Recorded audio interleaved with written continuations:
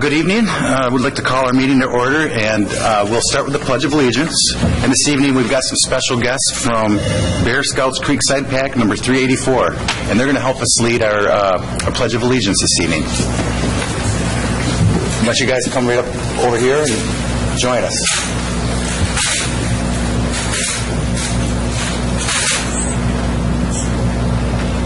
Thank you. I pledge allegiance to the flag of the United States of America and to the republic for which it stands, one nation, under God, indivisible, with liberty and justice for all. Thank you so much for coming this evening. Cold night to be doing that. Very cold. Good job. You did a good job. Item number 3 is roll call. Trustee Petrucci? Here. Trustee Harper? Here. Trustee Germain is absent. Trustee Kalani? Here. Treasurer Horning? Here. Clerk Hopkins here. Supervisor Fountain? Here. We also have present Township Manager James Wickman. Thank you. Trustee Germain did call, and he's on his way. He should be here in about 5 or 10 minutes. Item number 4, approval of our meeting agenda. So moved. Second. Motion by Trustee Harper, second by Treasurer Horning. Any discussion? Being none, all those in favor say aye. Aye. Those opposed, nay. Motion carries. Item number 5 is call to the public. Anybody this evening at call to the public? Being none, we'll move on to item number 6, approval of our consent agenda. So moved. Support.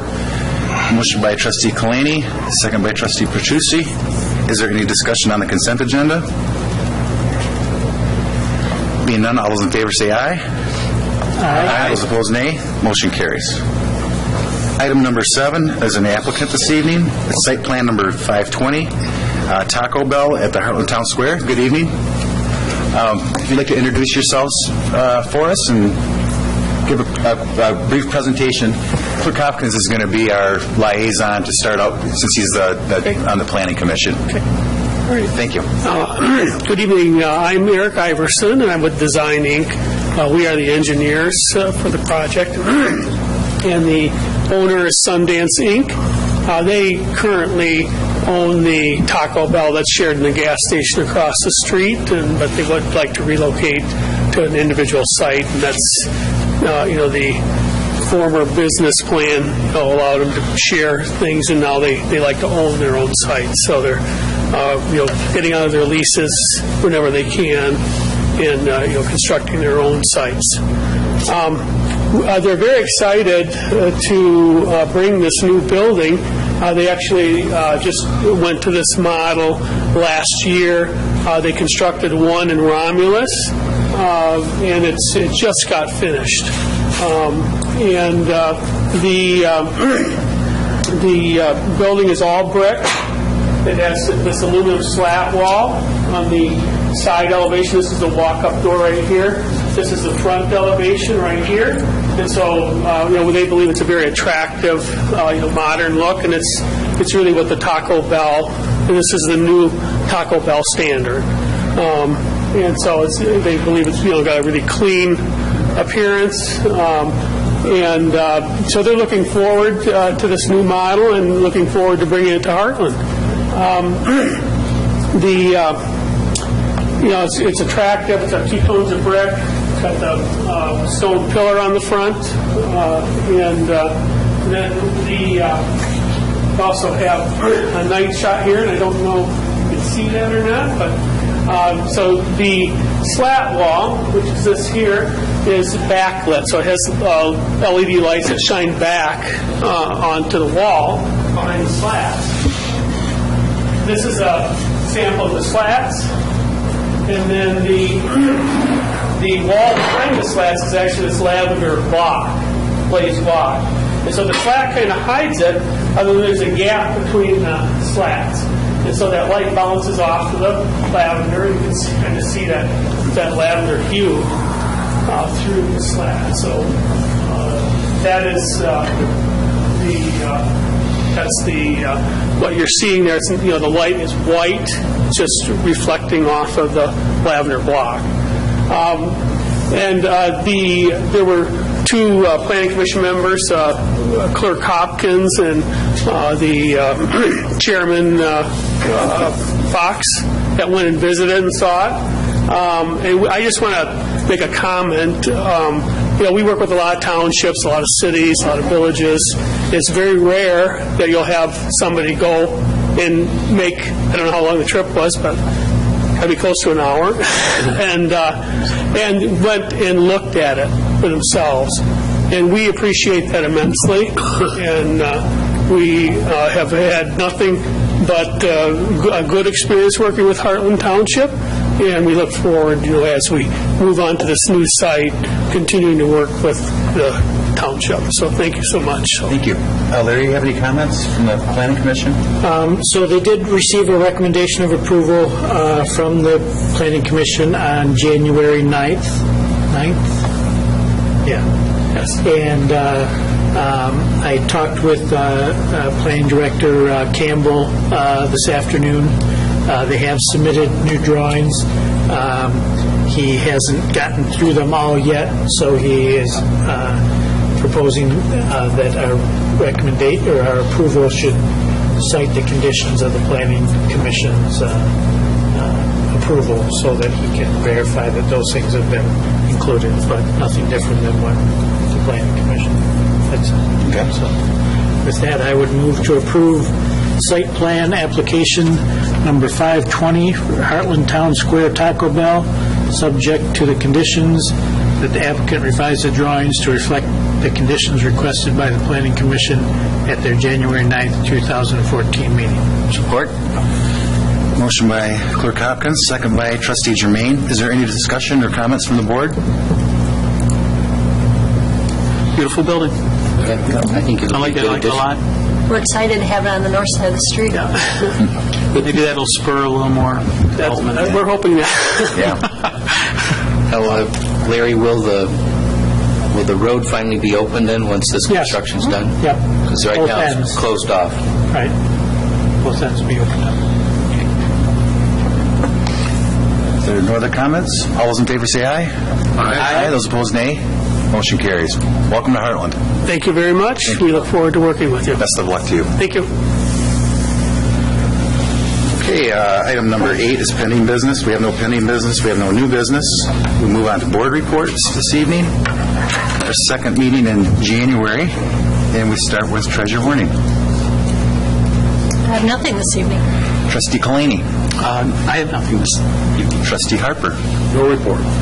Trustee Germain. I'd just like to say that I'm going to try to go to that Livingston County Planning Department lunch and learn on fracking. Okay. So I can report back. The meeting is until February 12th, so sometime prior second meeting in February. Several. Let you know what I learned. I think other people are going to. Good. And can I just follow up with that for a second? You got the email I sent you also. Conway Township has something they're putting together. They're inviting people to. I think that is Right. 12th, 6th, I think. 16th? Yeah. 6th. No, it's Six.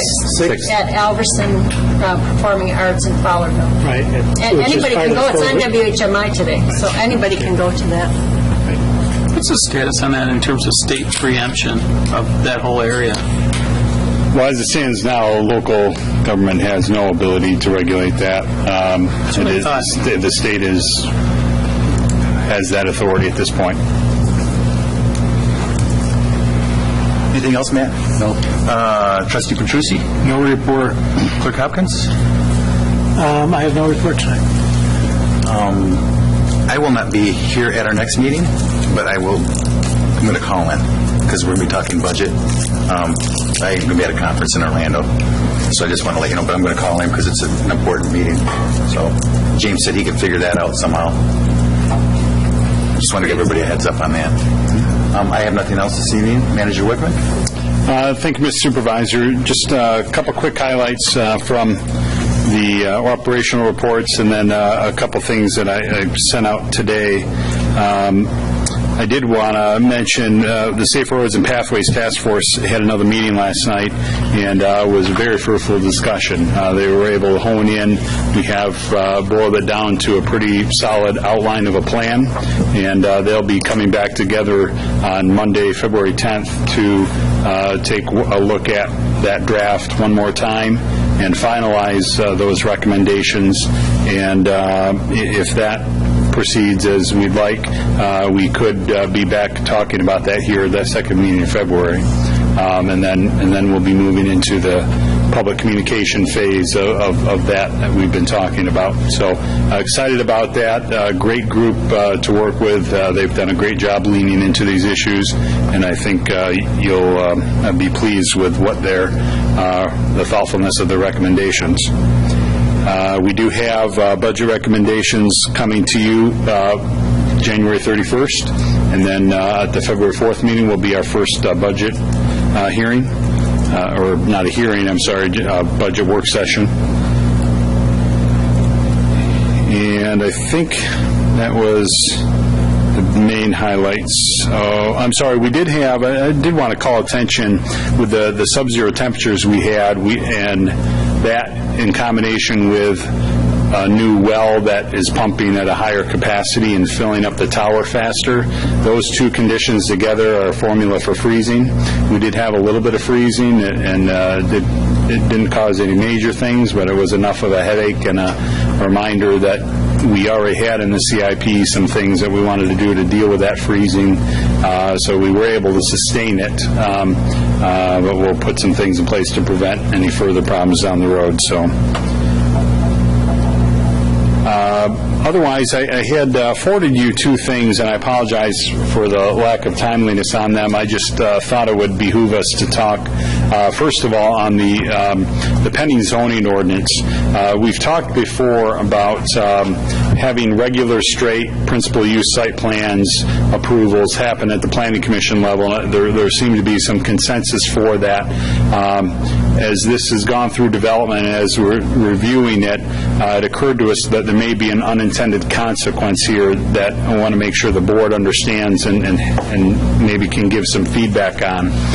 The way the language is contemplated now, those straightforward site plan approvals, the Planning Commission is the final word on it. And so I think everybody's comfortable with that concept that, the things that they approve up to us have gone through thoroughly and we approve those. The potential unintended consequence would be if the Planning Commission were to deny a site plan application, and for some reason that took a step into litigation. The board may want to ask themselves whether or not there would be an appeal right that comes to the board first before, if the Planning Commission gives a denial, whether the applicant would have a right to appeal to the board, or whether we say that that's the final say. I think that's the proper way to do it. I mean, because at the end of the day, the final decision rests with us in the first instance. So if there's a denial, it's a nice checks and balances of a check and balance of the overall process. I don't know how anybody else feels about that. But I mean, there should be a cost to an appeal. Certainly, that could certainly be looked at, and we can do that. And that's why I bring it up. At the end of the day, we also don't want someone to get denied at the Planning Commission and use that to circumvent the process of following through with the ordinance. So someone who wants to appeal, there may be a cost to doing that, and if they're willing to pay that cost, we'll consider the appeal. I don't know, that's kind of my thoughts on it. Other thoughts? I'll just tell you, communities, it's a mixed bag. A lot of communities will say PC has their final word. Some will say they have appeal right to the board. You can apply a cost to that because there is a cost incurred. What's the Planning Commission suggest? At this point, the recommendation is that PC has the final word. I don't know that how much they've wrestled with this. No, I wouldn't say that the Planning Commission had any discussion on that aspect of it. We were presented with there's like 10 amendments, that's one of them. So as it was written up in that one, they were the final says. I asked Dave at that meeting to contact the township attorney because I thought the board might have that question, what happens if somebody gets denied? So this is a result of them looking into it, trying to find out what the board wants to do. The attorney says we can say PC is final word. It's a policy decision for the board. I'm sorry. So James, as an example, the discussion we had tonight about Taco Bell, Planning Commission had done all the work. We basically just said we agree. And this is a straight site plan. This one under the new one would be at the Planning Commission approval and done. This one here, This one would be. would just go to the planning commission? Yes. If it was denied, or? No, well, either way. If it were denied, then the question would be, do you want them to have the ability to appeal to the board? I would think you would want them to have the ability to appeal to the board. And at the end of the day, we're the ones who are accountable. That's what got the whole Kilo case. When it's in the different context of acquiring, using eminent domain authority. But one of the key aspects of the Kilo, the case was the fact that those were all appointed people not directly accountable to voters. And certainly if we end up in litigation, there'll be costs and resources associated with that. Correct. And we are the ones who are responsible for those costs and resources. So, I think that my personal preference would be to keep it the way it is. I think that the Planning Commission does a great job, and I appreciate their efforts. But taking that extra 2 weeks or whatever it is, sometimes less than that, to present it to this board and give us a chance to make sure all of our questions are resolved is a wise thing. We are ultimately responsible. And if the Planning Commission is doing their good job, and I think they always have, then by the time it gets here, all the good questions have been, potential problems have been resolved, and we're just doing our job and saying, yes, we agree. So I'm comfortable leaving it the way it is. It's not like we're trying to do their job. We're relying on them to do what they're appointed to do. So the proposed amendment as it is contemplates previous board conversations that there was some consensus that for straightforward site plans like these, that the PC approval was enough. So you're suggesting something different. If the board feels that way corporately, we would need to know that. what are our options? Can we go through and walk through us? Yeah, options that you're talking about. Well, there's a number of them, but Just the general ones. we're carving out just straightforward site plans for, principal permitted uses. That if it falls under that and everything's straightforward about it, then the Planning Commission could give final approval to those site plans. Okay. Plan development, special uses, all those other things still come to the board. Okay. That's the amendment that's under consideration right now, and will be at a public hearing this Thursday in front of the Planning Commission.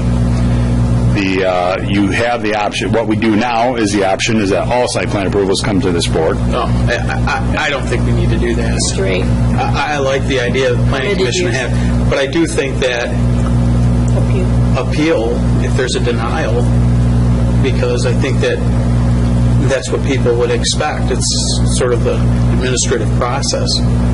I don't know. What do you think about that, Larry? I think that makes sense to me, too. Me too. Rather than going to court, At the end of the day, if they don't get the answer they want here, they can still go to court, but at least gives us a chance to look at it and see if there's a reason that we would disagree with what the Planning Commission. well, and I think that it goes another step in court if you've had a process in between. I know it adds a layer of review, but if the Planning Commission ruled one way and it came to the board and the board vetted it, it's less likely that there's going to be success going in court, when it goes to court. But at least. So is there consensus then on those having PC final approval, appeal rights to the board at their cost? Adding the cost piece to it? Yep. I think there should be a cost to it. Whatever the costs are to the... What our actual costs are, and they're not insignificant, but we can capture those. Right.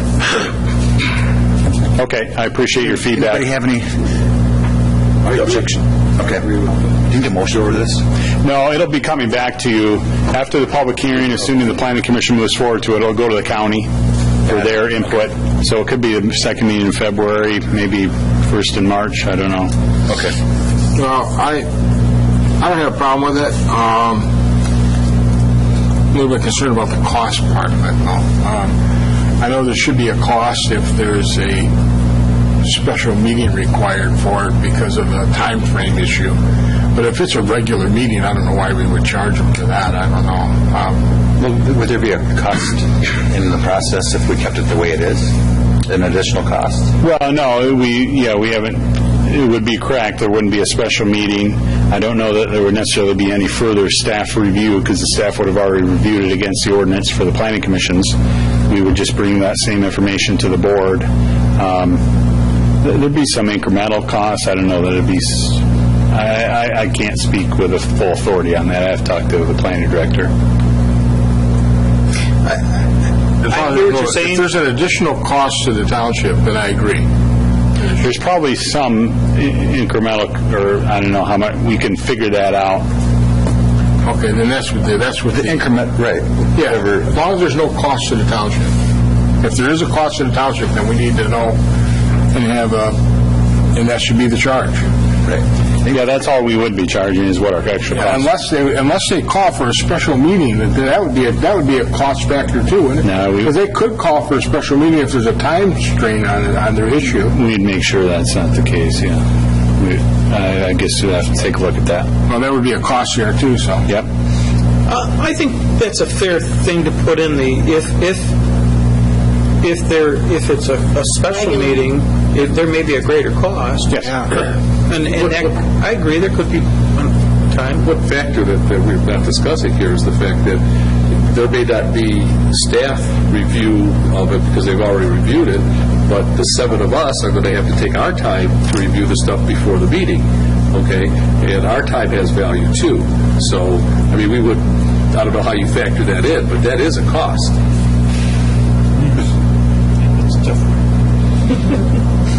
I don't know necessarily if it's a regular meeting, if it's a cost to the township. Well, it's a cost of our time. So is everything else that we're going to have. Well, that's true, but As long as you don't charge me for agenda items, I'm okay.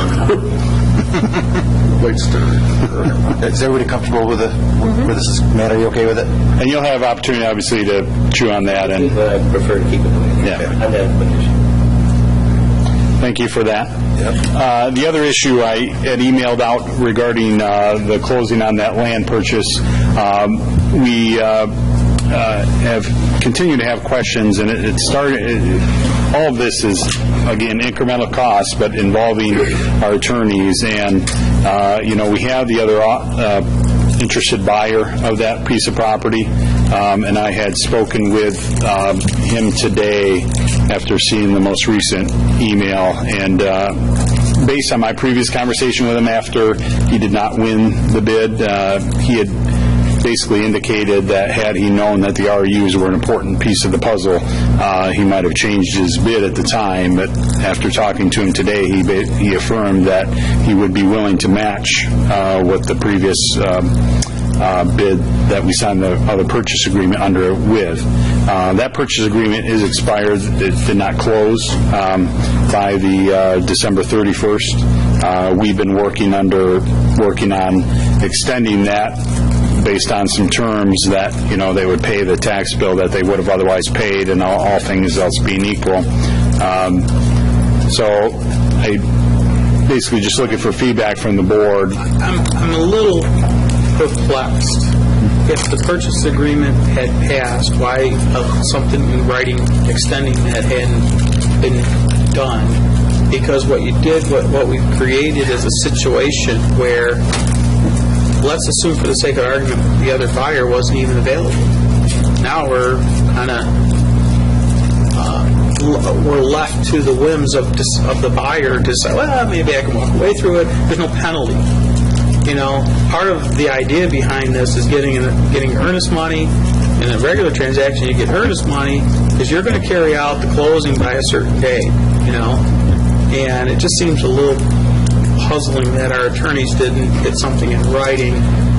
I think there is some earnest money involved here. There's a $10,000 check there. I don't pretend to know all the terms by which we get that. All that I affirmed is that if we were to dissolve this deal, that our hands are clean, and that is the case. We don't have any obligation under that purchase agreement. Okay. And I read that in the email. Okay. And that's, I don't want to prejudice the board's decision or feedback on this issue. We can still proceed as we're going and, go through this back and forth of all these questions and incur some more legal expense on that and close. Or we could reconsider the other buyer matching that offer.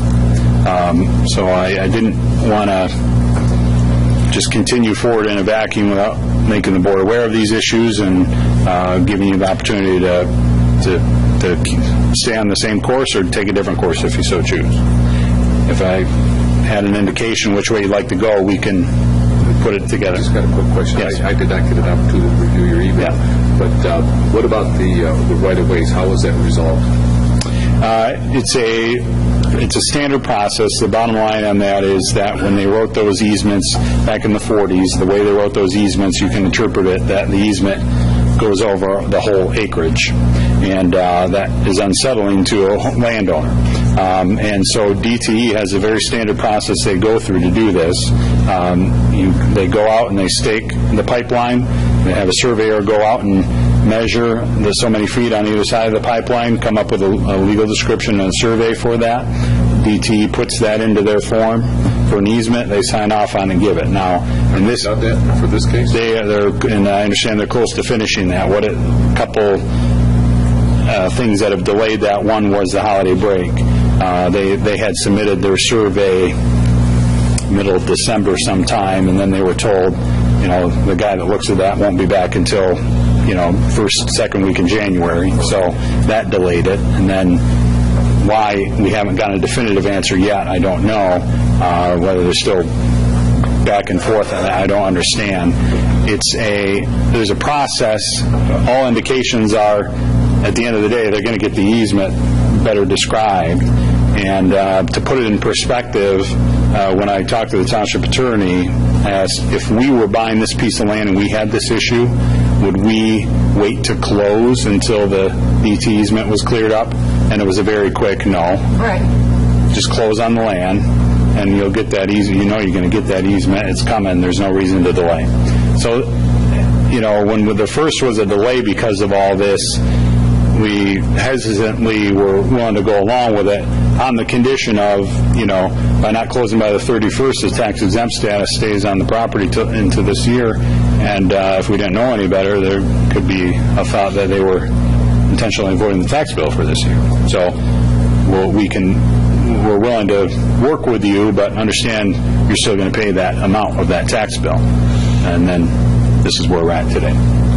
You alluded to other questions, additional questions, or was that was just... Most of, I guess, what's remaining is in the email, and on the one hand, those questions may be fairly easy to respond to, other than it's taking more time from our attorney costs. At the same time, I can't say with confidence there won't be more questions or more things, because there's been some of this back and forth, and it's just giving me an uneasy feeling to want to bring it to you, because this doesn't necessarily to think of what the future holds for the future development, whatever may happen down the road, and if these are the kinds of things we're running into on a simple land transaction,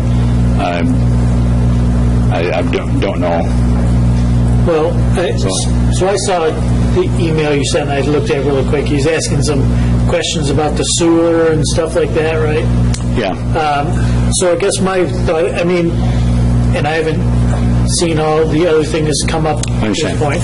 Are these due diligence things that if we went and said, okay, well, we're not going to sell the land to you, we're going to sell it to the other one, now are we into that one having to do the due diligence, and now we're just sitting here twiddling our thumbs well, another person does the same thing that this person. I mean, to me, I don't remember what the date was that we made the decision.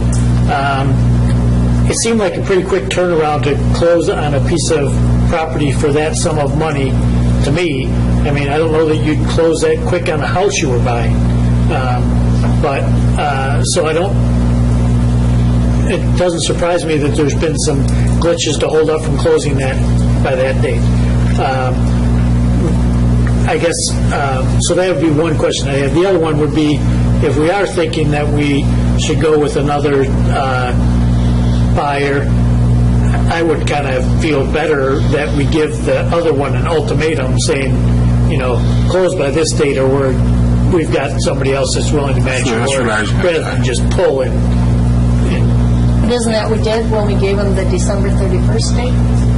That's what I thought. That's his closing date. He didn't do it. There is a piece that you've asked questions I've asked myself. I feel more comfortable that there wouldn't, some of the smaller detail pieces we wouldn't get as hung up on, and the previous purchase agreement that other buyer had submitted from their own attorney had indicated a readiness to close within a very short time period. And when we accepted the bids, it was very clear the condition is you close by 12/31. And then I would agree we can move forward if the board wants to give a drop dead date for closing. That's fine too. They were certainly aware that there was another interested buyer, and that topic did come up in a previous conversation early on, when there initially started to look like a delay. As soon as we hit this easement thing and I saw how things were going, I started to get concerned that there was, because that was late November, that this was going to somehow find a way to delay itself past the first of the year. And so it was at that time that we made it very clear the condition is closed by 12/31, and be reminded that there is another interested buyer. Now, we didn't give them an ultimatum, and if that's what the board would like to do, we can do that.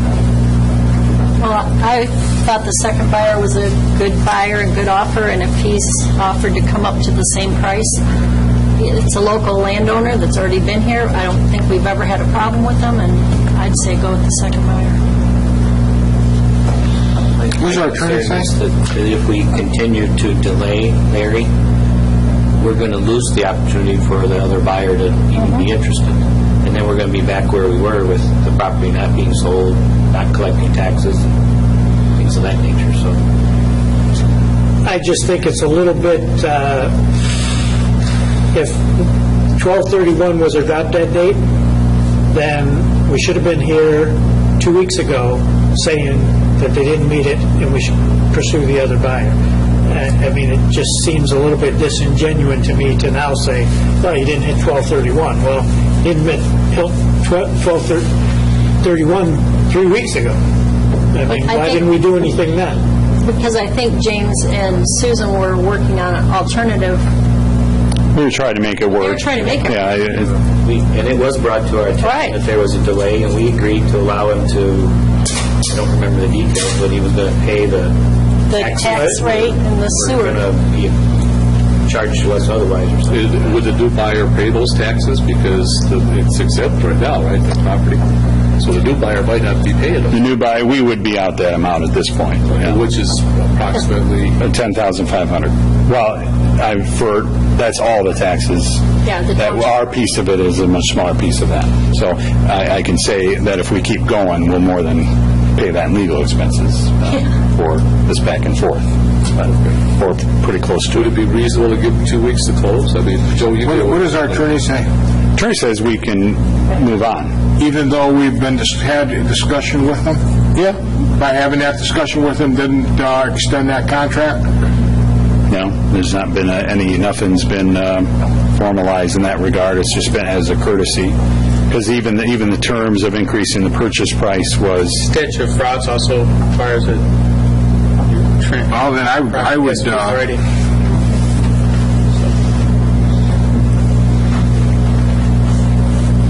As long as the attorneys are okay with the situation, I say, let's move on. What do you think, Joe? Well, I'd like to say let's move on, but, there's a general common courtesy that Well, I guess the way I read the email was this guy's been nothing but difficult. Right. And it sounds like he doesn't really want to cut a deal now. And what's the future going to hold with development of it? Well, he was I gonna mean, the sell. negotiation, the talk. It's not going to be very Immediate one development. No, I'm not talking about us, I'm talking about Joe, what do you think about dealing with planning commission. 2 weeks? Boom, there's the deadline, we'll move it on. It's not an ultimatum, it's just like,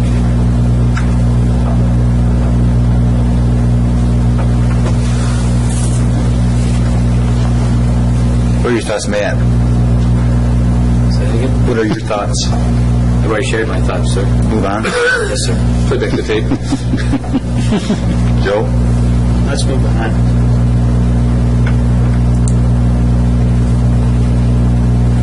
Glenn? 2 weeks, drop date. Joe? I'd say move on. Larry? I would be in the 2-week camp.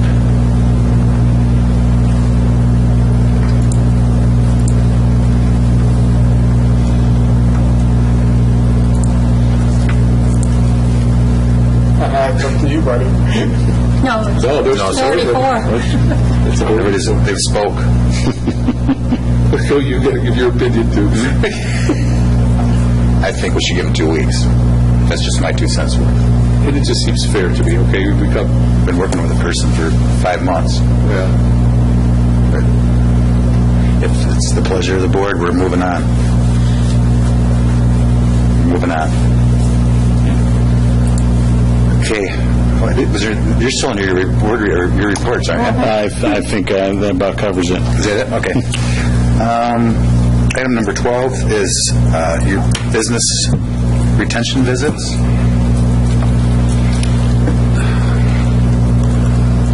I thought we covered this once.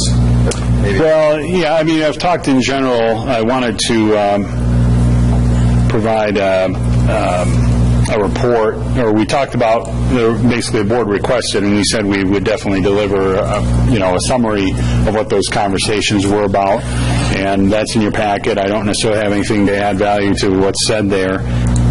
I think it was a good exercise, and availability and scheduling didn't work out very often with small business owners, of course, are busy, so we've got plenty more that we'll be happy to talk to, and we'll try to schedule those and keep giving you updates as to what that feedback is. So, Okay. are there questions? Happy to answer any, or? Doesn't look like there's any questions at this point.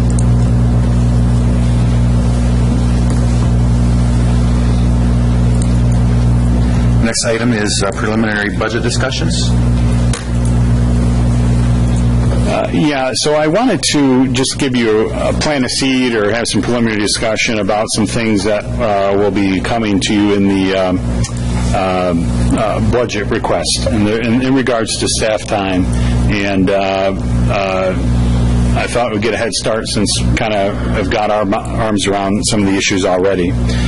Some of the simpler things that you'll see in that budget request are related to the receptionist position.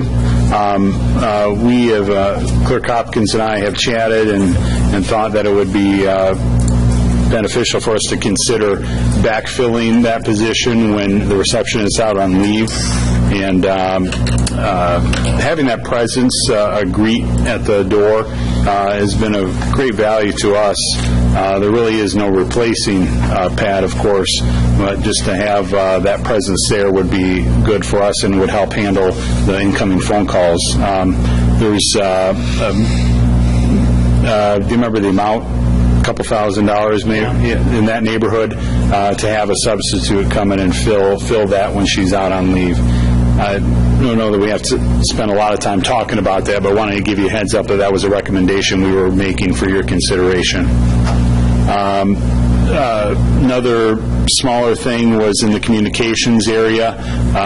We wanted to get into more of the video content, both with the website and social media, as well as on the cable channel. And that includes doing a Memorial Day production. I think we can do that using some of the talent we have in our part-time operators with minimal contracting, maybe for getting footage of some of those events. I think we can do the parade. In years past, we contracted that parade for $1,000. I'm confident we could do it for less than that for our own costs.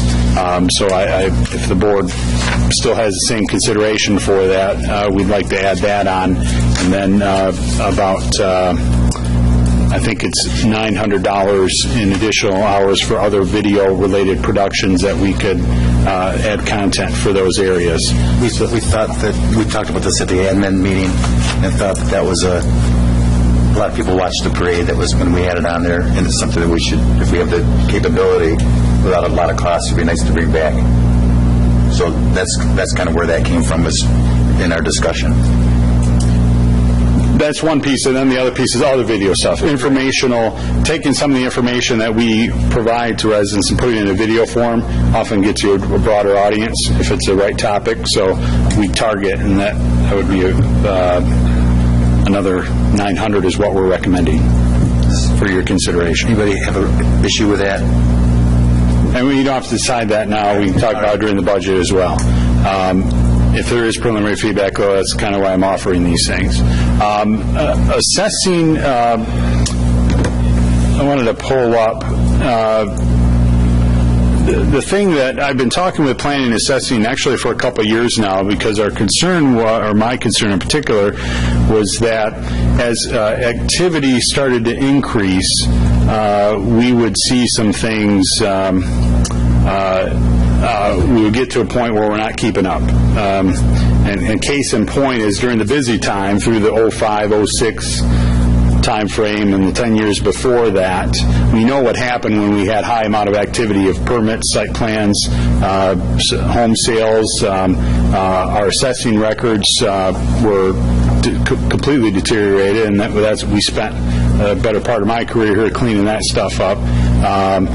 We want to make sure we don't get in that position again, that we want to keep an eye on the ball as to where activity levels are at, and if we get to a certain point, be prepared to make sure we're getting those inspections done and not letting the records turn back to what they were. So there's a couple of interesting numbers that we've been watching. One is the property transfers, but it's also the permits, and I'm looking to pull that number up here. So on the permit front, the number of permits, if you look here, you know, this is the heyday. We're in the 400 or 500, 600 range on permits, and 300 in 2005. And then we hit the economy, and we started slowing down, low 200s and in the 100s. What started to pick up the last couple of years, 227 in 2012, 286 last year. What we learned through this experience, and what history tells us too, is that our sweet spot is about that 227 number. 2012, we were on top of our inspections. We were on top of our property record cards. Last year, when we reached 286 with the same amount of staff time devoted, that's where we started losing track of things a little bit. And so what we'd like to consider is that have a contingency plan that as permits start accumulating through the year, if we start to get to that 227 projection, that we plug in some extra hours to deal with those. Specifically, we think the best opportunity is to contract that out. You can contract with assessors to do those inspections, and for the same thing that takes us about an hour to do on each of those, we can pay them $22 to $25 a parcel to give us the same deliverable, and it'd be contingent on we need this many done for this amount, and then we would be caught up. So under that type of a scenario, if we had a year like we did last year, we'd need another roughly 60 of those done. And those, that would be about $1,200, or I'm sorry, not doing my math very good there. It just doesn't jive with me on this real quick. You had 100, if you look at 1999, you had 150 new house permits and total permits 430. then you said in 2013, you go to 22 house permits and you have 286 total. Permits, I'm sorry, I should explain. So when you say 227 is your sweet spot, isn't that what you're talking about? Yes. It's still not jiving with me. Okay. What did we do between 1999 Yeah. and 2006? Our records went to pot, and we spent 5 years and a lot of time cleaning them up. And that's where we had, it was just, we would have failed a 14-point review, which is the auditing process they use for assessing. We made that a major initiative in the early strategic plans, if you remember, to get those addressed. What I'm trying to do is make sure that doesn't happen again. The one thing I would like to say about this is, I'm not an assessor. I don't know everything that goes into doing this stuff. But during those years that you're talking about that we fell behind, our staffing in the assessing department came near what we have now. We contracted it out for the majority of those times to a couple of different entities. I think that's probably where you would find that our records went to pot during those years. So I don't think it's just a slam dunk that now we're getting up to that number again and we don't want to get into that same position. We've got a lot more resources in the assessing department than we had during those years where we fell behind. We had two different staffing models that existed for the most part during those previous years. One, we had a contracted assessor of record who was here, I think, about half-time. Or was contracted for about 20 hours a week, and we had two full-time support staff, two full-time besides that person in that department. So we had about 2.5 FTEs dedicated there. And then prior to that, there was a full-time assessor, and at one time there was 3 FTEs in assessor. So, Kathy knows better the makeup of that than me, but we contracted sometime in 2001, 2002, we let go of our full-time assessor. Yes. And we contracted with BS&A. Right, and they were only here 1 day a week. Sure. Then after that, BS&A left and we contracted with another person who was here, you're saying, half the time. I believe. And had 2 people working for them. Yes. Who worked with Tyrone and us. Right. Right. So, But I don't remember the other 2 people. Ken wasn't even an assessor at the time that I recall. He just worked like as a clerk. And who else do we have? Pat Kimberlin. Oh, yeah, Pat. But was she an assessor? They had their level 2, I thought. Ken got his he got it here, one Sure. and he got it during that time, but I can't remember if Pat, I don't think she was actually an assessor. She was more like a file. She did all the I can't speak with transfer authority. affidavits. Yeah, there was certainly some things that she could do. I don't know if I'm answering your question or not, because there we're talking about 2.5 FTEs. Today we have about 2.75 FTEs. So we're not really that much different than that. And then I don't know when Gladys was here, who was working in that department. Just Ken. Okay. well, I think Pat, Yeah, she left and then somewhere Yeah. while that. There was a time when I believe they were all 3 were there. maybe. So those are, and I'm not necessarily, I just offer that. Regardless of what the history is, we know we got there with 227. We know we didn't get there with the 286. And I don't know if I'm answering your question, Joe, on these are not just new home permits, these are all permits that we go out and inspect, whether it's a new deck or a new roof or what have you, waivers too. So, Yeah, and that's where I'm going with this. I guess there are certain permits that are pro forma. I wouldn't necessarily, like a new roof or something like that, versus say, or even a deck, versus say, a new home construction. And the items that are significant to assessing when you have new construction or an industrial facility or a commercial facility. So I guess I'm kind of thinking about what Larry is saying, that in the past, How much we do did our- less with less, and we got far behind. We improved the staff, who has spent a tremendous amount of time improving our assessing capability, or what's going on in assessing, and raised the quality of our assessment process, I think, very well.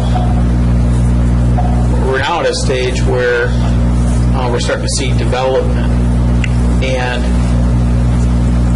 I'm not sure. I don't have a problem. Let me just back up. I don't have a problem if it becomes necessary to contract out.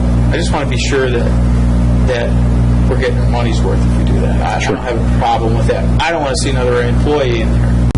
I just don't think we need another employee. Then again, I know how this works. My concern is that you start, more and more gets pushed to the contractor, and then suddenly it's, we're spending X number of dollars on contractor, we might as well hire another employee.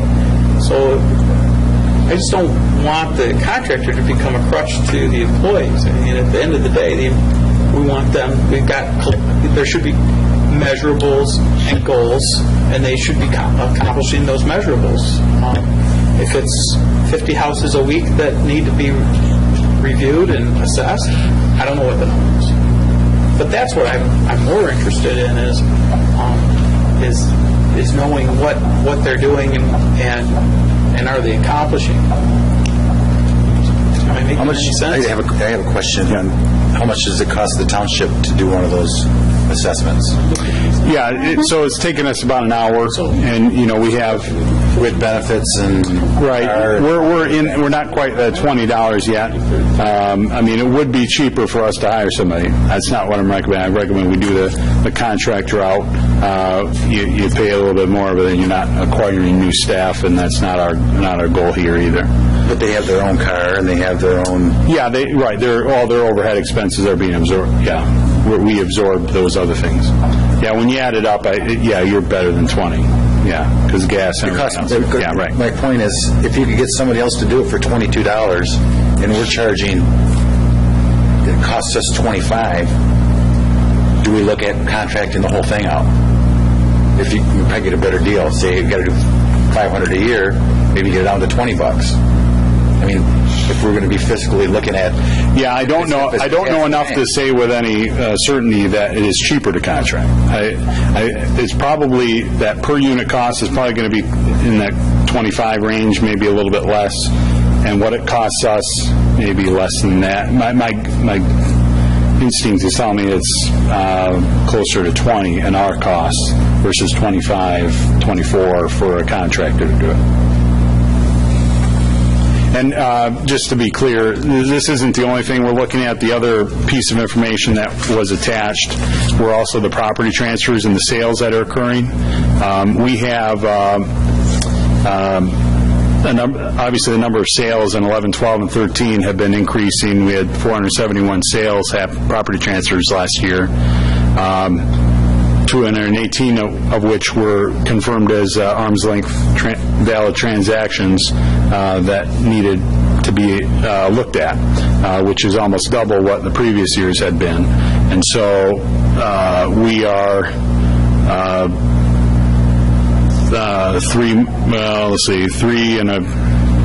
this is a little over 3 months worth of data. We're 3 months in and we're already at 148. And so we see that trend as well. And this is a piece of the equation, too, that we're looking at that has brought us to this recommendation. This is good discussion. This is why I'm bringing it. I'm trying to kind of understand what questions the board has and make sure we're in a position to answer those questions for you. So tell me again, I understand you've provided backup and documentation, but what are you proposing that we consider for next year's budget? Our proposal is that if we exceed 225 or 227 permits for the year, that we contract on a per unit cost for inspections above and beyond that, at that 25-ish number.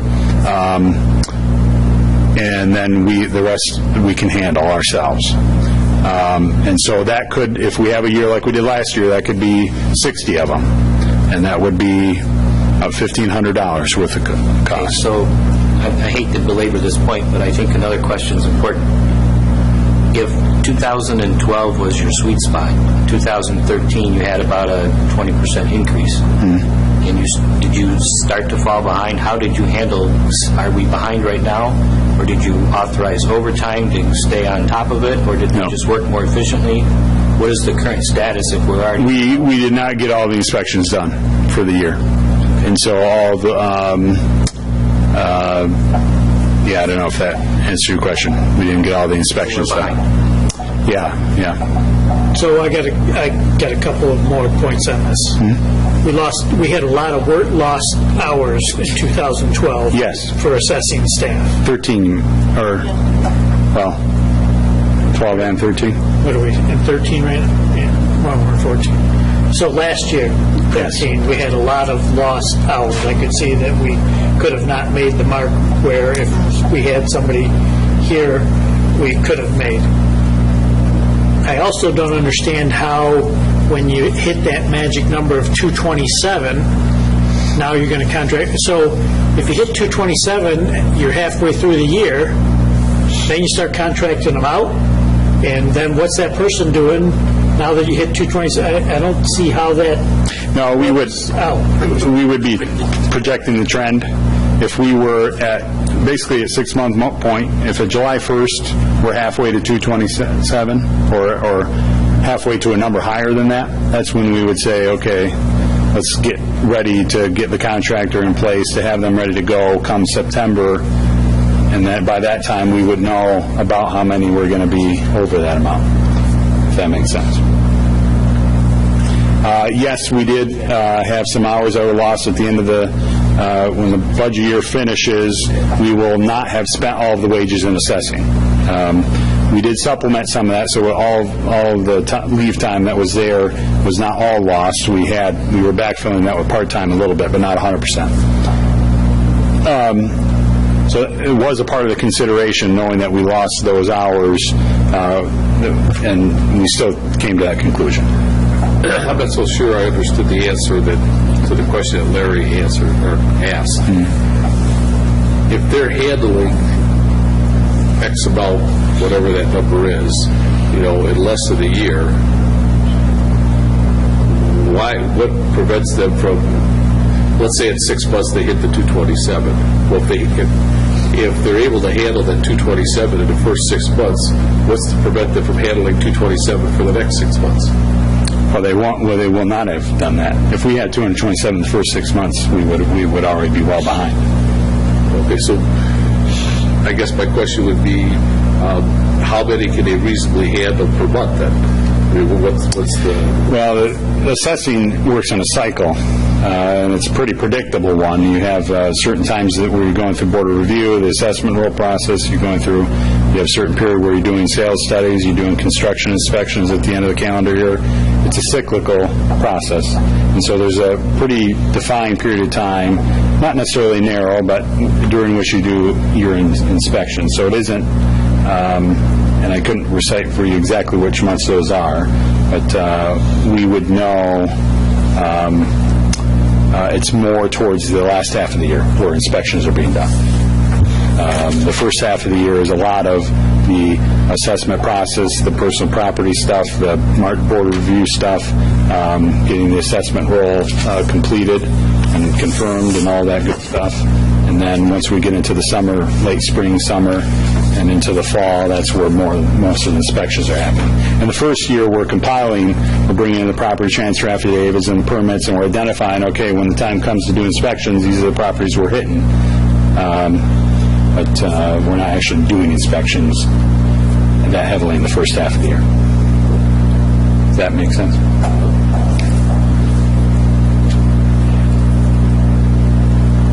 So, good questions. We will, when it comes for the budget hearing, we'll bring in Jim for sure, and probably Susan, and try to answer those questions better than I was able to. And if you have other questions about those, let me know. The last one is a similar issue in the planning area. I think Dave did a good job of putting together his analysis that basically said on almost all fronts we're doing a pretty good job.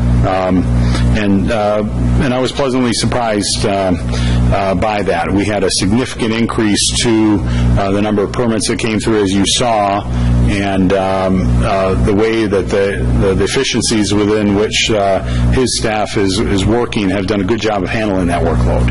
And he's confident that if we hit those numbers and higher, not tripling them, but, as we're progressing, that they have the capacity to continue to handle that, and that we're not recommending any staff changes to handle that increase in permit activity. Same goes on the code enforcement front. There are two factors here that lead to a recommendation to consider some additional hours, and it's about 50-50. One of them is on site plan activity. If we see an increase in site plan activity, and of course we're hopeful we will, and maybe it won't be this year, but perhaps next year, we want to get out in front of this thing. If we see an increase in site plan activity, we would propose to increase the number of part-time hours from our planner to help with those site plan reviews. And we feel that the amount that we collect for those site plan application fees would more than cover that cost. So there's a proposal to approve another, I think, 80 of those 160 hours for the year based on that contingency. It would only be used if we see an increase in the site plan applications, and there would be revenues there to offset that expense. The other 80 hours for the year of that 160 is related to the strategic plan and special project initiatives.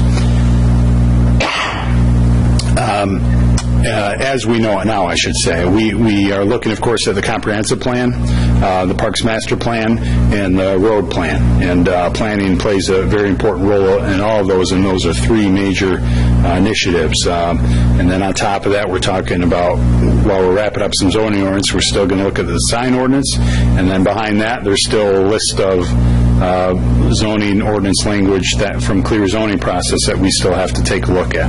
And so with all those projects going on, we would propose consideration to add another 80 hours for that piece of the puzzle. There's still some unknowns when it relates to the comprehensive plan. We're still gonna, got to make a decision about how much of a scope of that comprehensive plan we're going to do, and in conjunction with that, Dave's taking a look at how much of that we think we can do in-house at a much more reasonable rate than a consultant would do it. So we'll have that scope, and we'll come back, and the board will obviously approve all that. But at this point, even on a straightforward contract the whole thing out to somebody else, we know there's going to be some hours involved in support staff. So this is a specific for the part-time planner, adding 160 hours, 80 of which are a contingency. Did I explain that right? Does that make sense? Other questions about that?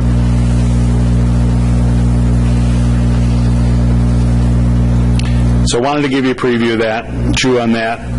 Certainly feed me feedback or ask questions in the interim. We'll have opportunity to talk about that through the budget. I appreciate you listening to it. All right. And our next item is the 2013 organizational review.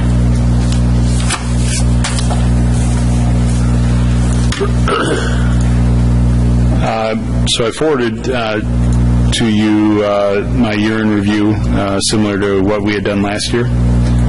And hopefully I've explained well enough the summary of my thoughts on how the year went. This is the board's venue to consider how they think the organization performed in last year. And that leads into the discussion of establishing that merit and or bonus pool. I did resend out the attachment that I'm afraid didn't get translated well in the agenda, that had some historical information in there. I hope that you've received that. That comes this afternoon? Yes. And that basically reviews what inflation was for Southeast Michigan and what our benefit costs were, and if you back benefit costs out of the inflation, what would be left for consideration and an adjustment to the pay grades. Trying to keep those up with the market. And then some historical information on last year, the pool amount that the board had established, and maybe that would be a point of reference for the board in deciding what amount they might consider for this year.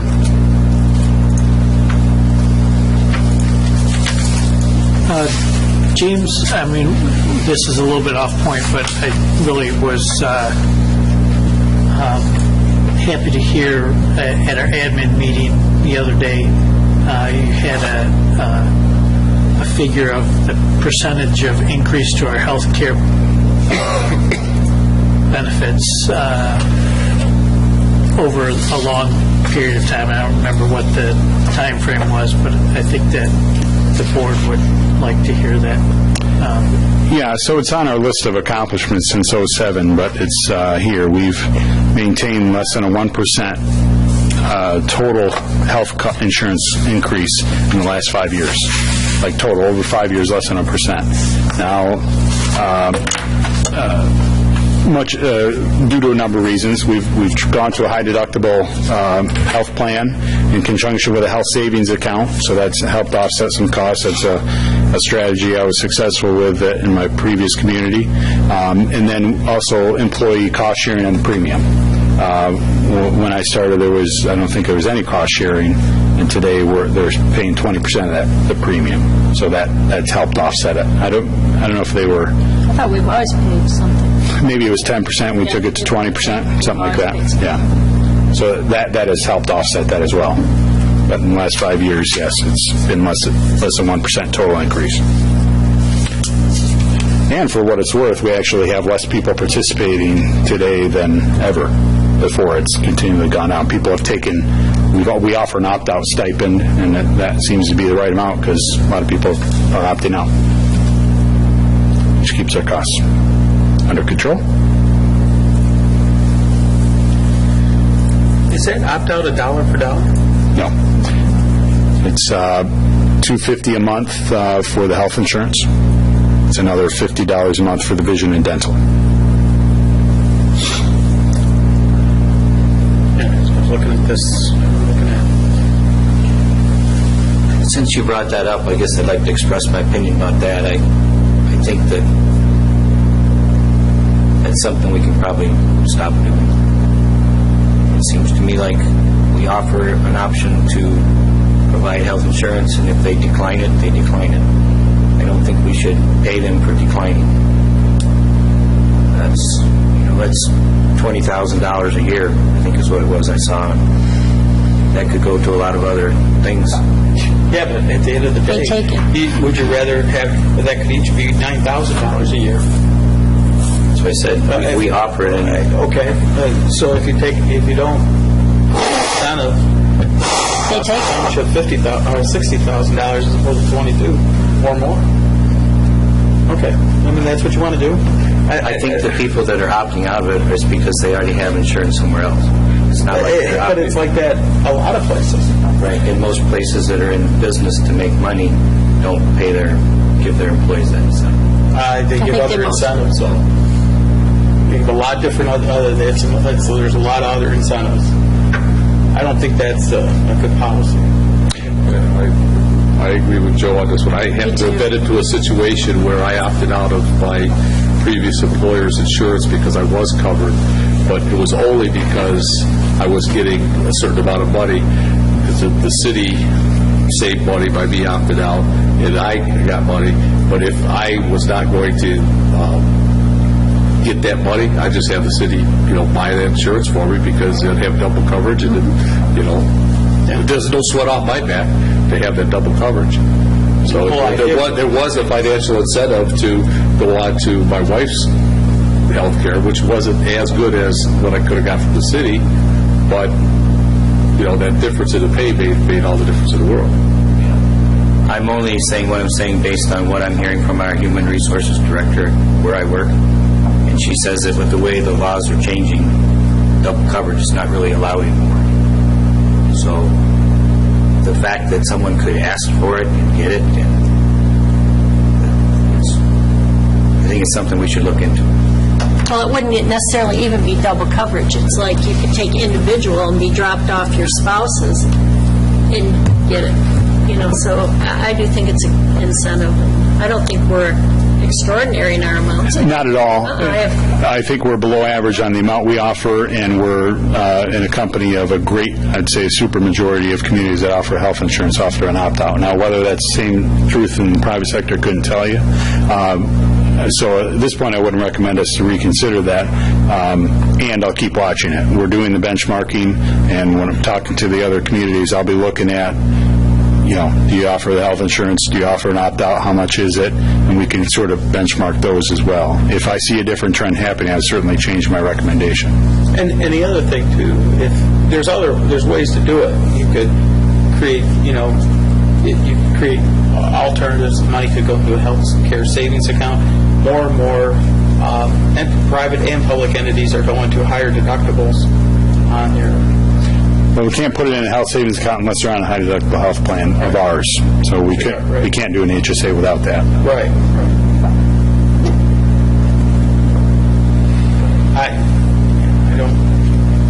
I see a far more savings by doing this than simply saying, you can either take it or leave it. So hopefully, so this is a look back at 2013 and how the organization did. Certainly happy to hear thoughts on that.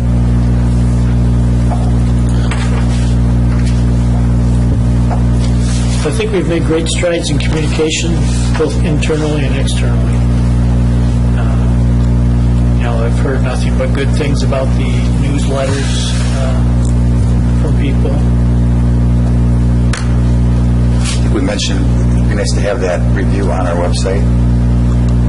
This one, the 2013 year in review? People can see where we're spending our time. And speaking of website, we were having somebody redo our website. Yes. What is the status of that?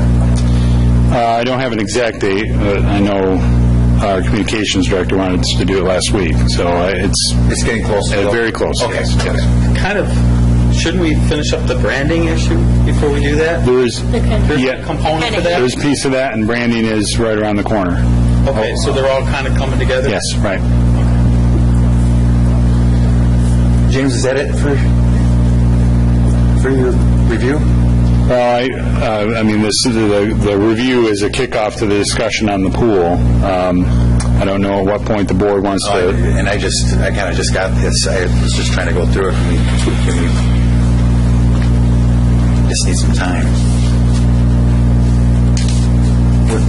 Which one? That was the one you sent out today, right? This afternoon?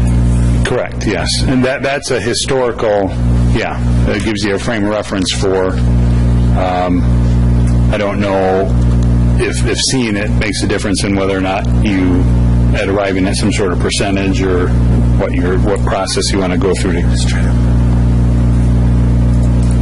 That's going to pull it up here again. So the simplest frame of reference would be... so last year's number was an amount that was $20,000 as a pool.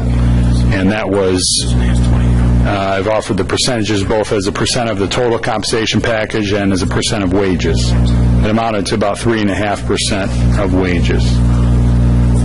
That included inflationary number, too. There was no... Well, I'm not in favor of having the compensation and salary be together. You start talking about a percentage of compensation. I think I said that last year. The compensation, in my opinion, should be based on your salary. I've offered it both ways for whatever your flavor is. Yeah. And so if whatever you're interested in looking at, total of all staff compensation was the $770,000 amount. If you're looking just at wages and salaries, it was the $619,000 amount. And And if you're looking for a frame of reference on dollars or percentages, that's offered there for your reference.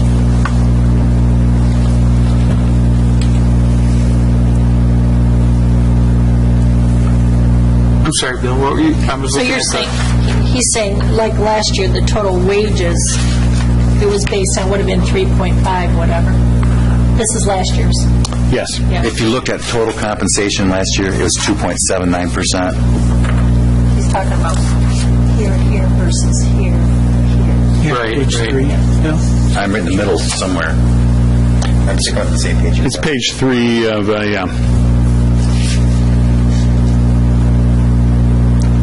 What you're saying is last year. Oh, I see. That's so it's got the percentage, total compensation percentage. So the right column is total of all annual wages and salary, yes. and total of all staff compensation. That includes all the benefits Right. Yes. And wages. and wages. When we match the 457 up to 3%, 6%. 6%, Yeah. 6%. So if they put in 6, we put in 6?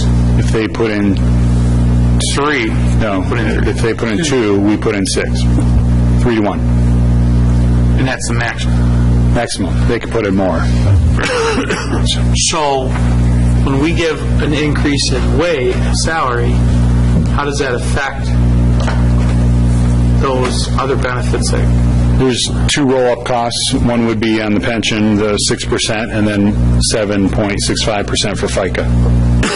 So, It seems to me, didn't we last year say the pool was 20,000 and that includes the increase to the, no. no, we didn't? 20,000 was the base, and then we added an amount for those roll-up. Because we wouldn't always hit that, because not everybody's covered by the pension. Not that that was the reason, but in the case of last year, it was actually more than 20,000. Keep in mind, the pension is a defined contribution pension. Yes, We don't have correct. any defined I'm sorry, benefit. yeah. So we actually can control that. Just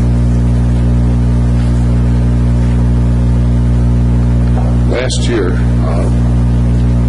a part of that $20,000, that included the staff in the clerk's office and the treasurer's office? Correct.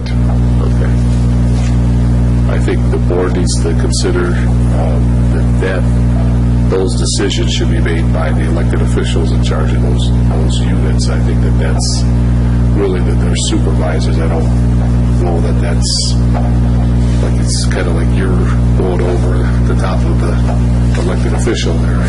Not that you did anything wrong or anything in the past, but it just seemed to me when I thought about that afterwards, it just seems like we're mixing your, oversight, basically. I don't know if anybody else feels that way, but There was some discussion by the administrative committee. They could better summarize it than I could probably.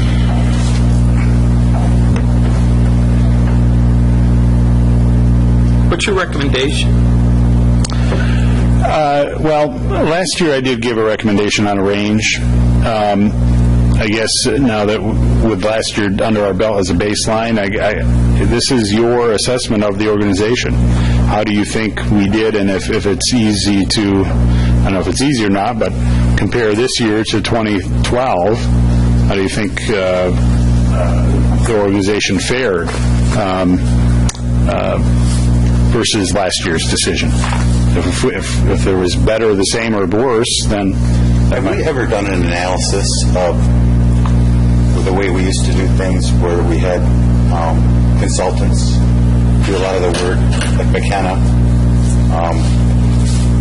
and take that and add that to your payroll as a percentage of like your total revenue, and just kind of like every year kind of, is there an amount in a township like this where your salary should be a percentage of how much revenue you take in?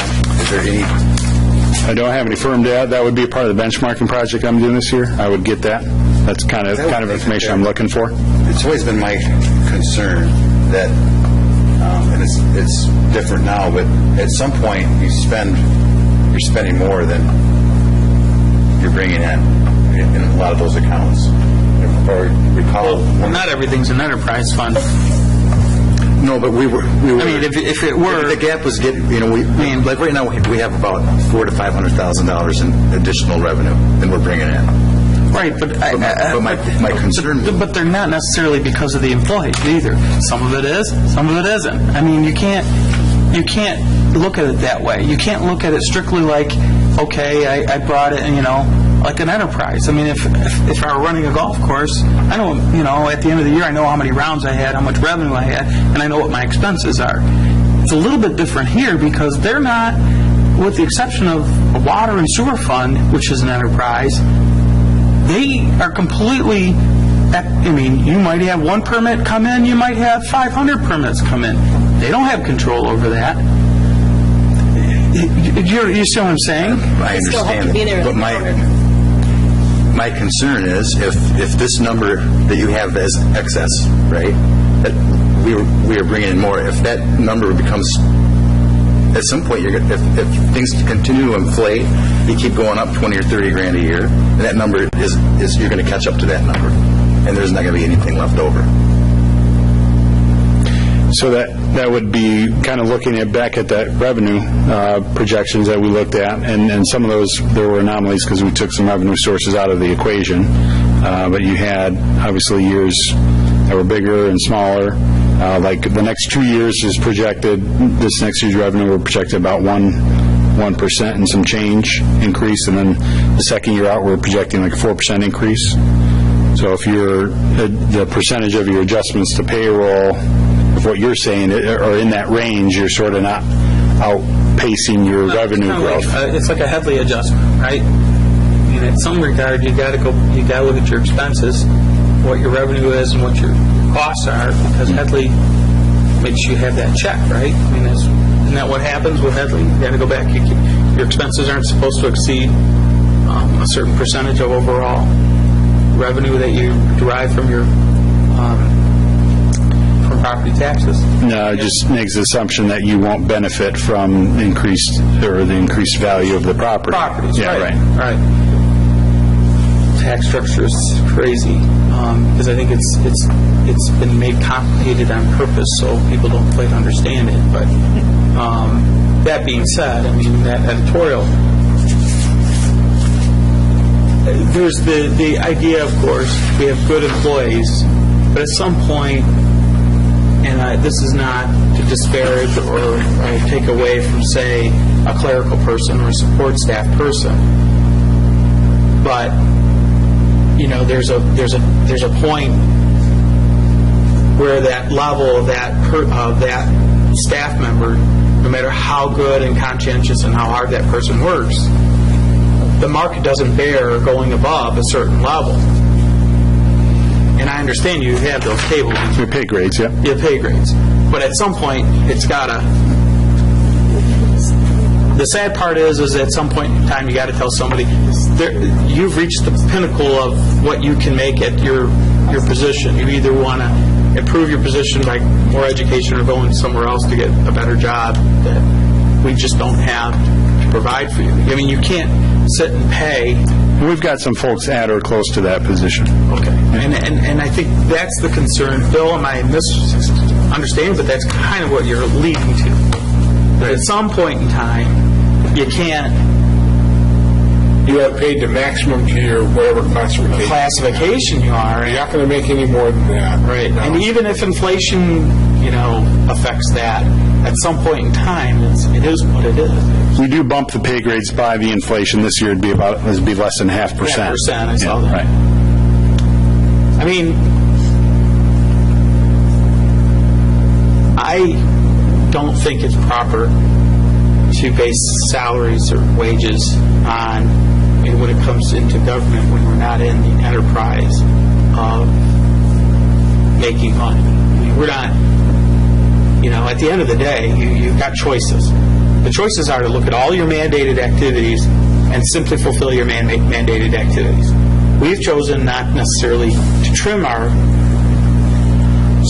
to a point where we're just doing mandated activities. We've got parks, which is not a mandated activity. We've even got a water and sewer department, which is not necessarily mandated. Now that we're in it, it may be, but we didn't have to before. Okay, your township manager. Township manager is not a mandated activity. There are a number of employees that we could probably point to.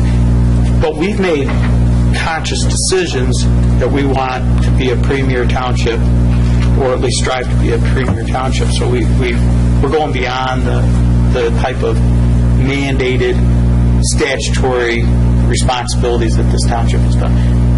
Some people in the community find that repulsive. People find them in the community. So, well, if it's not required, why are you doing it? And those that are others saying that, look, if we want to make a good place for people to live, we want to have parks so that kids can enjoy the parks, which is an element of economic development, and economic development means people can bring their businesses here. And if we have a good planning commission and a good planning department that assists local businesses and local governments and developers to come in a manner that allows our township to grow, those are all very good things. That ultimately leads to revenue generation, but it takes a long time. So amidst this whole big picture, you got to stop and say, I can't necessarily base, the planning director's salary on how many permits are going to come into the township. He has no control over that. And if permits are the revenue source, that's unfair to him and unfair to everybody else. But what do you have to say about that? I lost you, didn't I? I was looking at something else. You want to know the truth? In other words, he wasn't paying attention. Well, we do not need to make a decision on this tonight, do we? You don't have to. I suggest we think about it as, after all, I just saw it for the first time this afternoon. I'm interested to carry on with our closed session and before I get too brain dead. Yeah, Is that okay? What's that? We'll Couldn't hear him. table this till next meeting.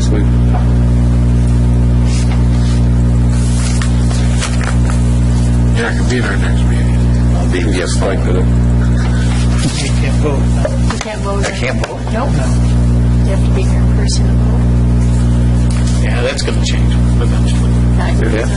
Yeah. I'll be sitting. You can be Skyped in, you can't. Even We if put a cutout of Bill there, I didn't think you could vote. No, you can't vote.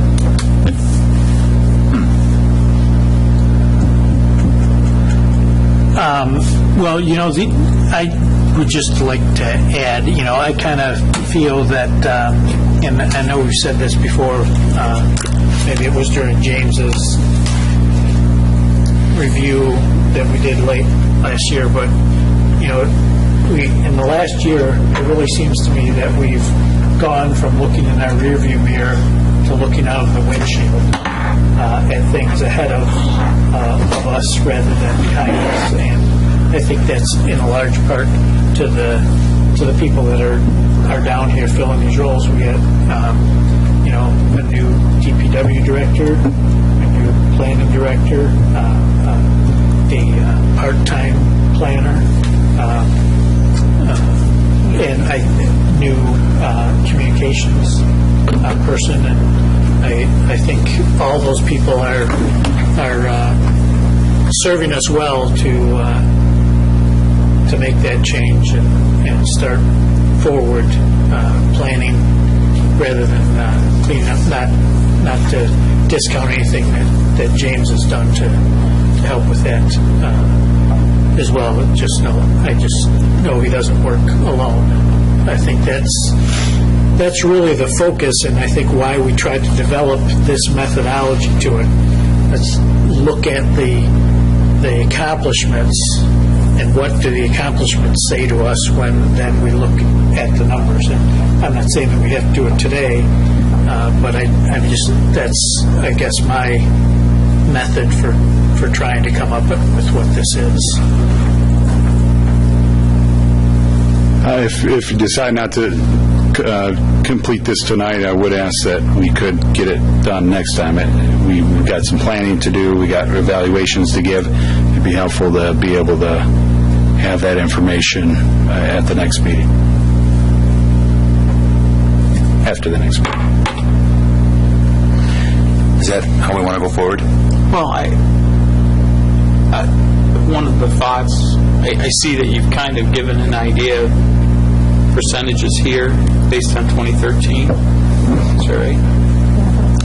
On the appendix, on the fourth page, I think. Third page.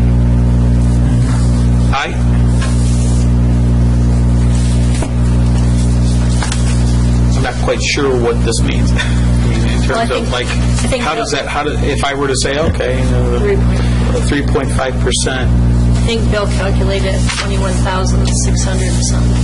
If you did a 3.5% across the board?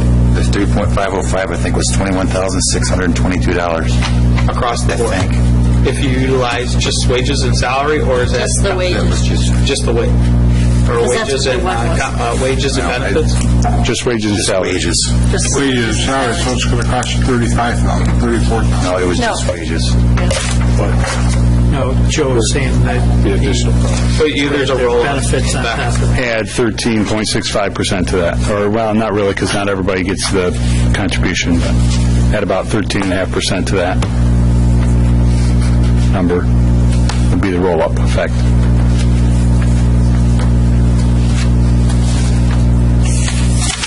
It's 21,728 is what I came up with.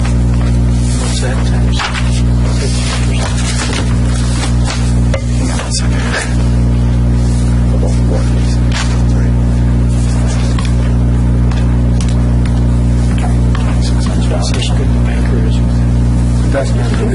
$27,015, is that right? That seems high. What was the number, 21? Well, I multiplied 770, 758 times .03505. Oh, no. Oh, no, No, that wouldn't get you. 2.7. Because that includes insurance premiums and everything else. You do 2.7 times the total.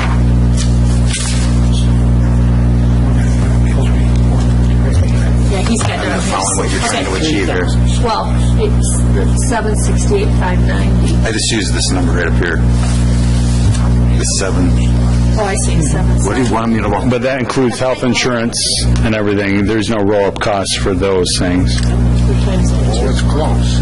Wages we do. So I got Last year, if that $20,000, that number right there was 3.5.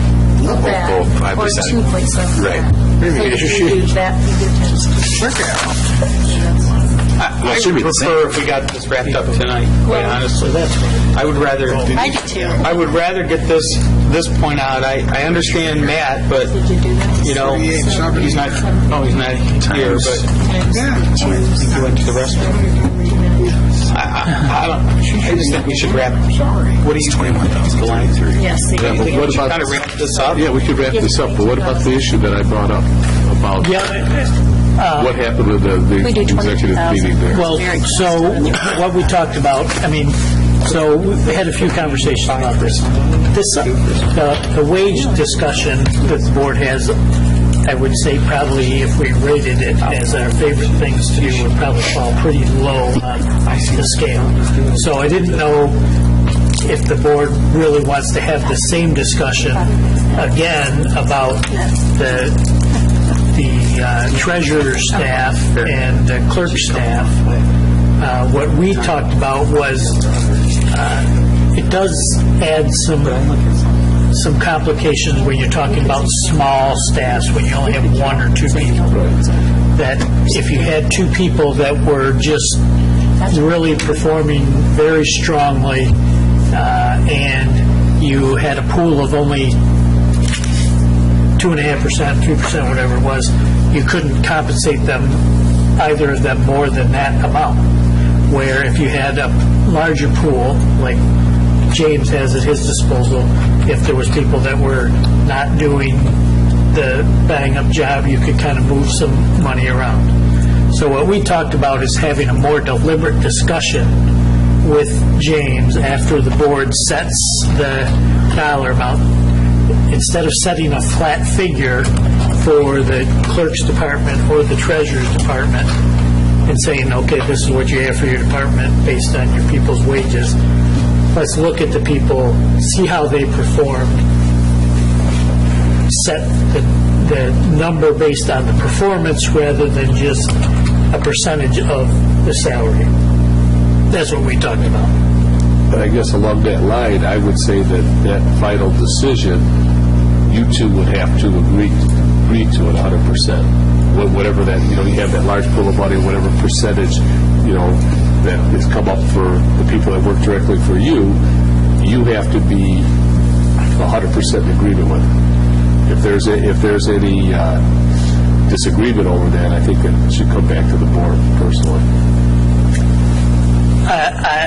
I don't really have a strong opinion one way or the other about, if the board wants to have this discussion about the clerk's department or the treasurer's department in addition to having this discussion, it just was kind of, I know it's not, Well, all I'm saying is that if you guys, the three of you, agree on what you're going to do with your two departments, then it doesn't need to come back to the board.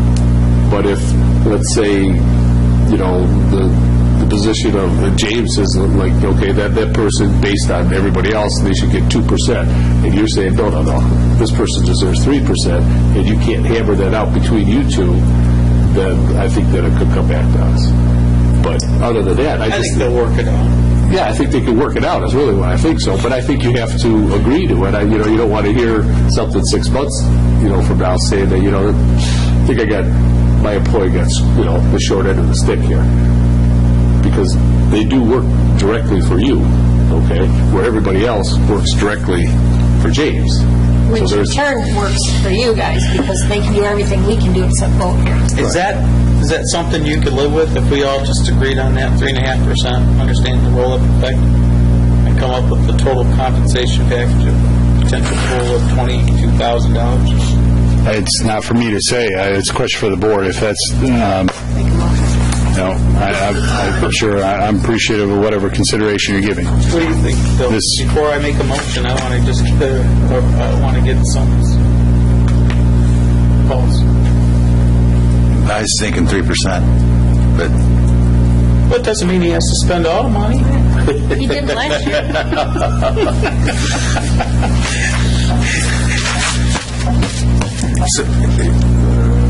Somebody can make a motion. Make a motion that we set the total wages, or the potential pool for bonuses and salary at $22,000 for $22,000. I guess that's what I would make. You're making that understanding that the roll-up will be on top of that. Yeah. Plus the roll-up. Okay. That turns into like 33,000. 45,000. 25,000.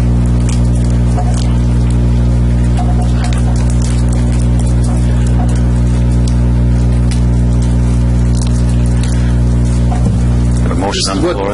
This we can discuss now, right? We still Need a second. Okay. I'll second it. Okay, we have a motion and support. Call a roll. I guess what I would hate to see is a large discrepancy between the top and the bottom. Like one person getting 0 and somebody else getting like 7-8%. Are you looking to cap the percentage? Not necessarily the percentage, but maybe the difference between top and bottom here. I don't know if that's a fair thing to do or not, but I think might cause resentment if you see somebody get a big one and somebody get nothing, as opposed to a little tighter.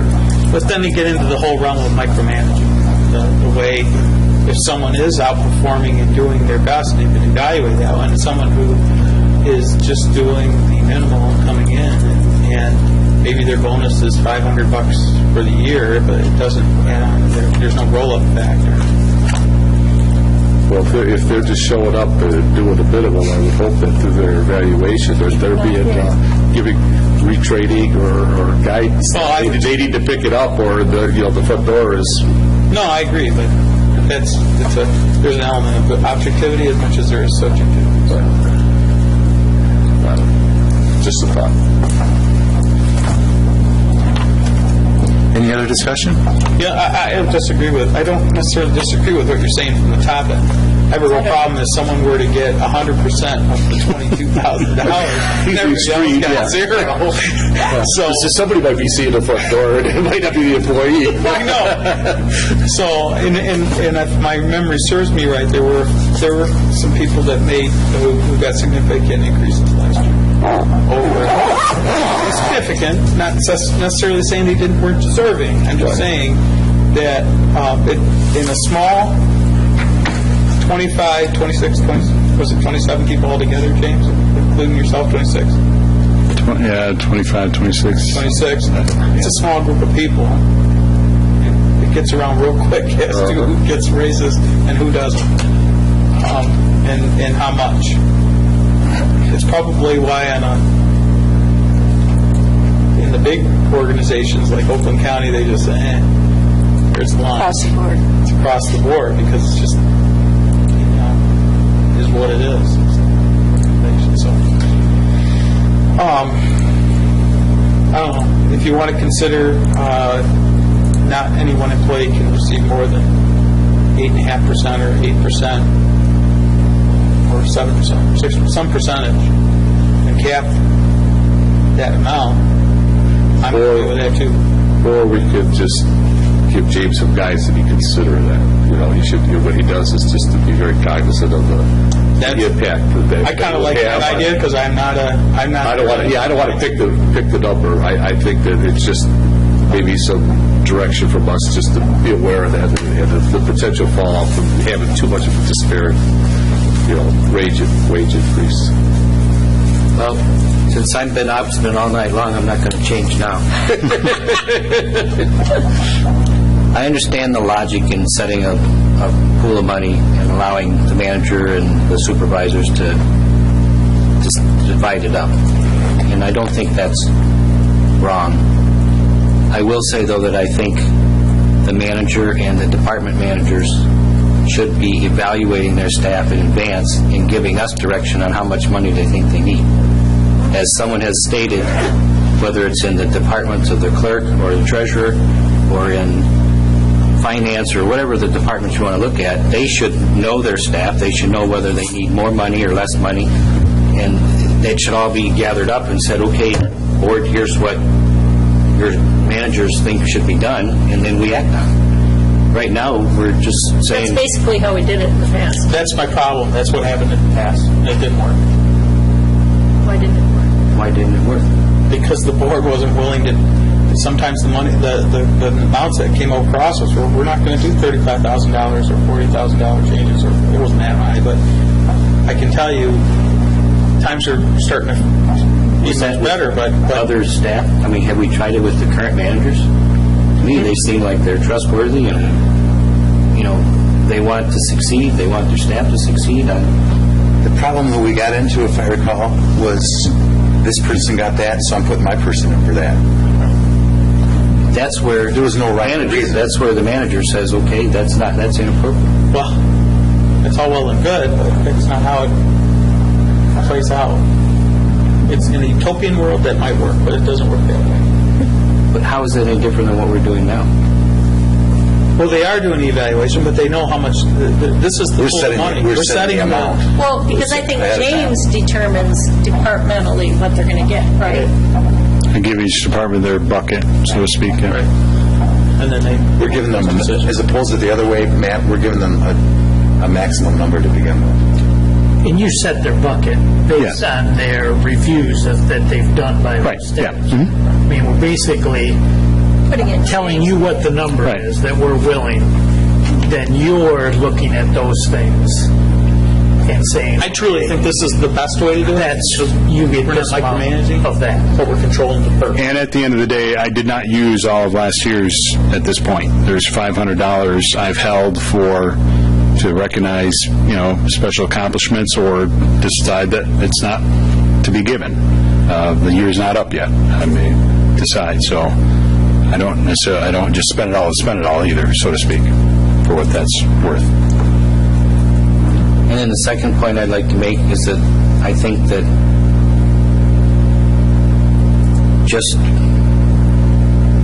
I think we have to get away from trying to establish salary pool based on the cost of living adjustments. While I think that's something that can be factored in, it really should be on what should this employee be making and should they get a raise.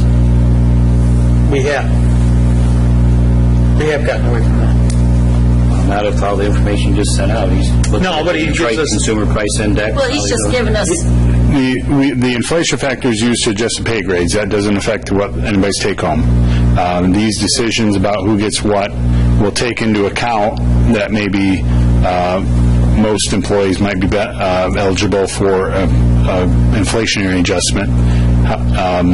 Last year, not everybody did, though. One, not everybody was eligible because we had some people less than 6 months and they're not eligible. And then we did have at least one employee who didn't get any raise last year. I think what he's saying is basically on those pay grades is that it's just my concern that at some point in time somebody can't make sure based on where they are from a classification standpoint cannot make any more. But that gets adjusted every year for not necessarily here, but across the board it gets adjusted for inflation. I mean, that's only fair. I mean, if you're looking at a table and you want it up to date, what it's going to be.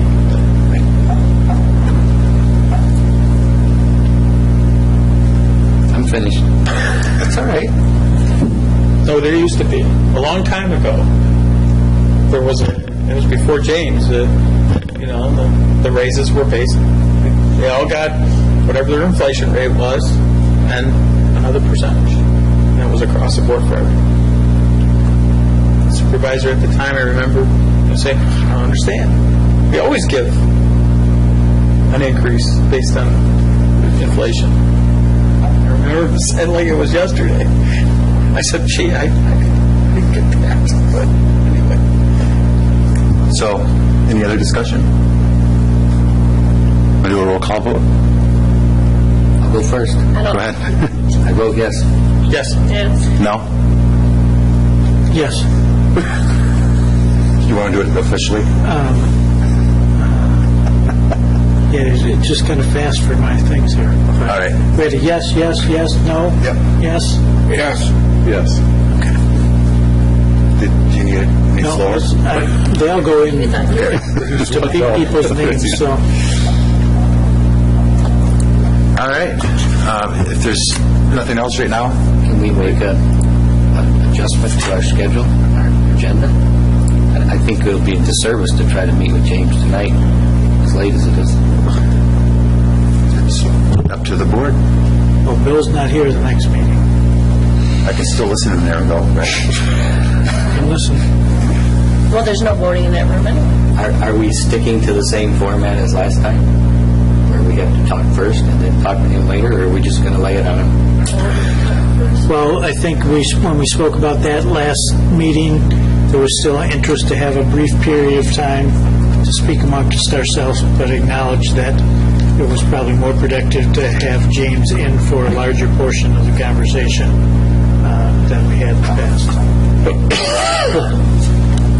I'll do what the rest of you decide you want to do. What does the agenda look like for in 2 weeks? We kick off budget, and the budget will be, we go until you get tired. But and quit. whereas tonight we decided to get through everything on the agenda, is it possible next week to say at 8:15, regardless of where we are, we're going to stop and do the review? Whatever pleases the board. Because I can see us being here till 9:30 tonight. I can see us being here till 10. Yeah, I was saying, we're going to be here. That wasn't meant to say you're doing a bad job. I just want to give you a fair shake. We could have a special meeting on budget, too, and just, Start at 6. there's another option. Start at 6. And we could do that, I'm around next week. If it was the I would pleasure of the mind doing board. James, I don't care. I'll do it tonight. I mean, We can't have Oh, you wouldn't have it done then? I wouldn't have the budget, and I'm not here next week. I'm at conference next week. is that MTA next week? MTA is next week. I'm going to the city manager's conference. It's always the same time. But the following week, like the second week of February, we could have a special meeting if we needed to. I mean, I know you wanted to stay right on task. What are your timelines? Mary, have all of our reviews been forwarded to James? No, I got them right here. Okay. Is there any reason why we can't share those with him? Yeah, give those to I can do whatever you guys want me to do. I just was following the procedure that I we've done. understand. I'm not saying you've done anything wrong, I'm just... How do you want to handle this? What do we want to do tonight? I like the idea of let's do it next time, say at even 8 o'clock. We're not through the agenda. We're getting through the top portion very quickly. And then if we need a budget special meeting, let's do that, get James reviewed on next time. But we could give him these now. Or not. I'm willing I to do stand by what I wrote, so he can have it, I don't care. Right. Is that acceptable? Either way, it don't matter to me. I'll stay if you want me to stay. Yeah, I don't care even. Yeah, I could stay for I can 10 stay if you want me to stay. If you want to wait till next week, we'll wait. I don't care. Either way, we're going to have to get it done sooner or later. Distribute our comments, and then James will have some time to think about it. Last time it seems like you go and read them real quick. There's a and lot then to you come read. in. It's never been real quick, just, I know. It's never been real quick. I've had plenty of time to read. Acceptable. There'll be an agenda item at our next I would meeting. prefer to delay it personally, just, I think it would be smarter. I'll go with the flow. All right, well, let's delay it till our next Now, meeting. I will only stay if James is willing to allow us to do this. Are you going to get killed by your wife if you come home and don't tell her about your review? I'm not, I don't know if I told her or not. Like I said, whatever the board pleases. So if we're doing it on the 4th, you won't be there, you'd be Skyping into that or something? I'll be phoning in. Phoning in? Phone home. Okay. You don't Skype? Sorry. No, I don't Skype. Okay. Is that the golf show? Of course. I'll see you there. I'm coming this week. But I wouldn't be able to vote on anything that night. Well, closed session, there's no voting anyway. It's just But you can You really don't vote anyhow, do it? Well, in the past, we've done his review and hit any wage adjustment, we've usually done on the same night. And again, I think it's better to do those at separate times. We can be So we can single wait till review you're one night, and we can So we adjust. can wait till you're back for that. How's that? Because it's budget-driven anyway. We're not in the same mode as we were in previous years, trying to give them back pay for 3 months and stuff like that. So Yeah, we're ahead. Okay, so distribute the... Yeah, I think that's fine. Let them have them. Okay. Everybody's good? If there's nothing else this evening, I'll entertain a motion to adjourn. So moved. support. Motion by Treasurer Horning, second by Trustee Germain. All those in favor say aye. Aye. Those opposed, nay. Motion carries.